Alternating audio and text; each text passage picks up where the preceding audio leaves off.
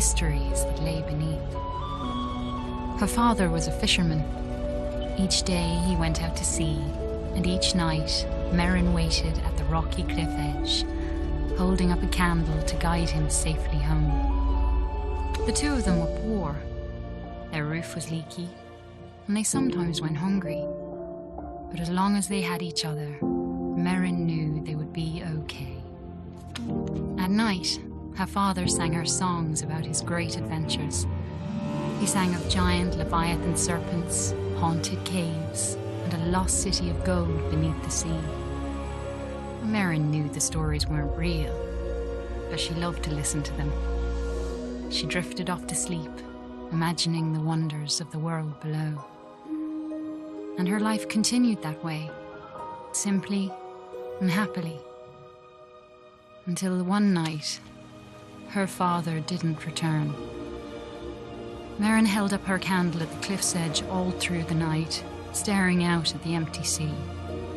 She shivered in the cold wind as she watched for him all the next day. Her eyes welled with tears as night fell again and there was still no sign of her father. At last, she collapsed into sleep. In her dreams, she saw him, trapped deep beneath the sea, calling to her for help.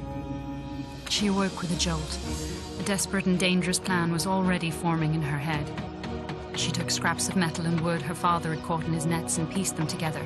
She hammered and bolted, she measured and sawed.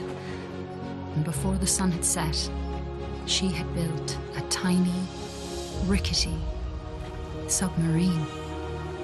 With trembling hands, she squeezed inside and dove down beneath the waves to search for her father.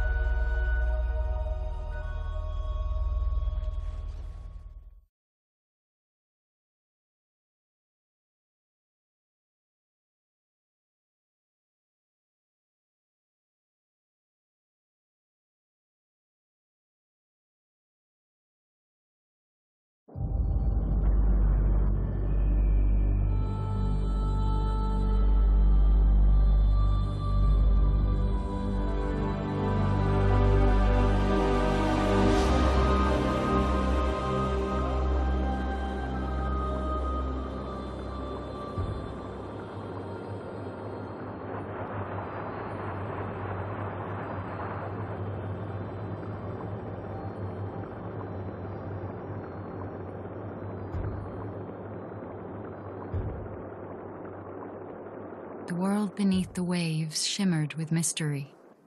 Glow-kelp bulbs lit up around her as she passed by.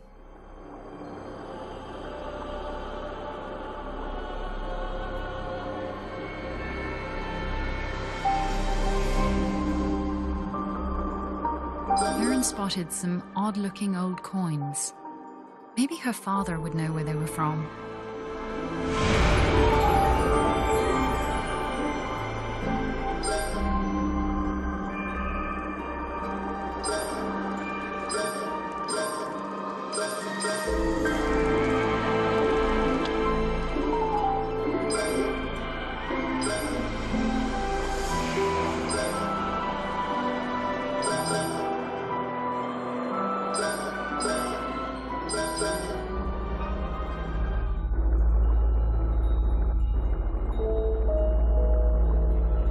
Eerie light flickered and danced on the sea floor like an underwater fire. Her father once told her about a mysterious, living energy called Tyne. Could that have been a Tyne wellspring?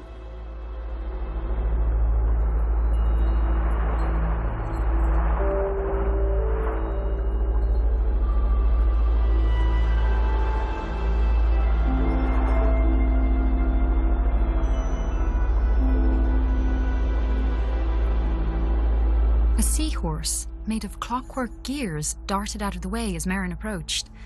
She wondered who could have built such a curious creature.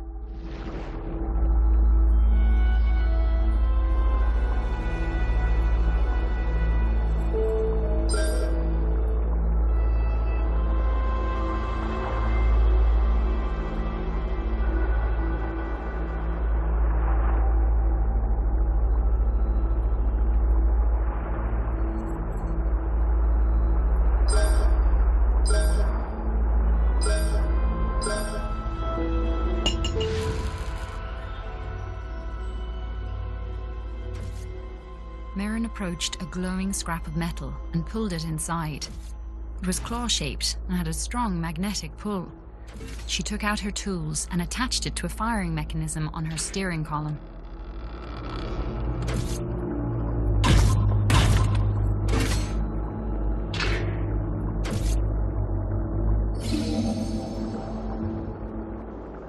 Merrin spotted shock nettles ahead of her.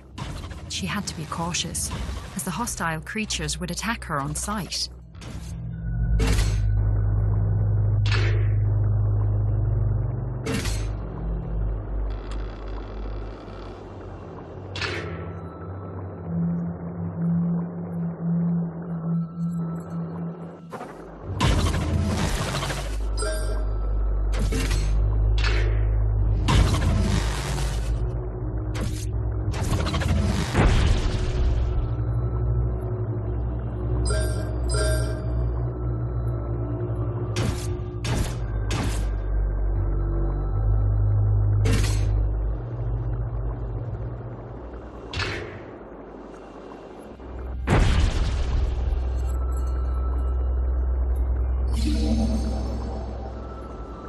A sleeping guardian blocked Merrin's path. She knew it all too well from her father's stories, and she knew it must never be woken.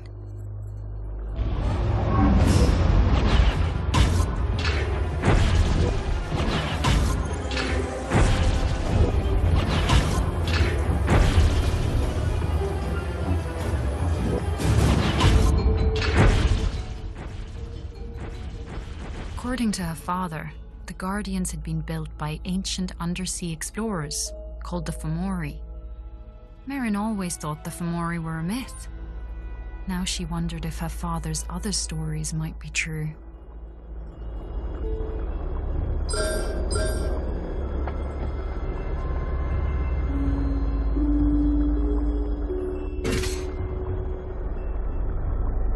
The old statue reminded her of her father's lullabies about the brave and beautiful Merows.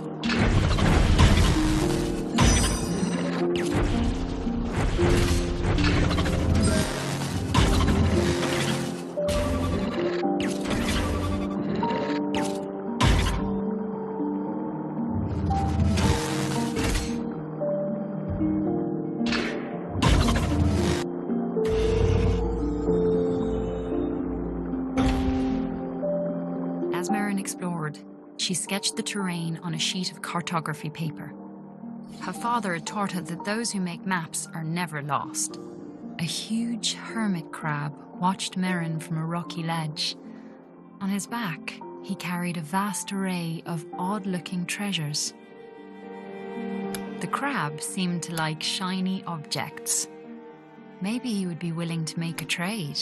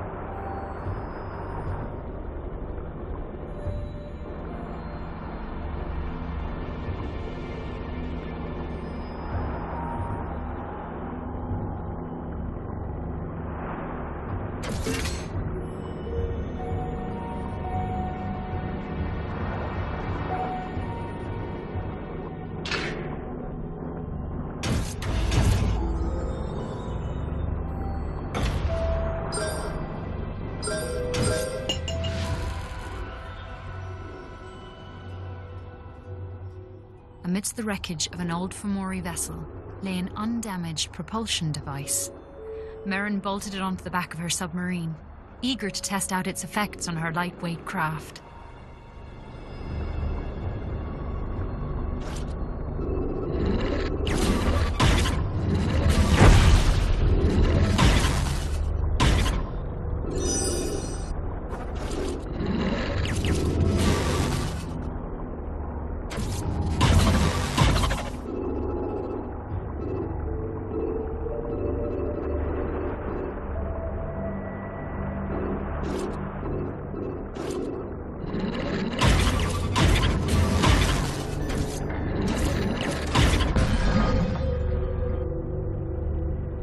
Shuddered, as if recovering from a bad dream. For a moment, she thought she had experienced her own death, but it had merely been the time showing her one of the many possible roads ahead.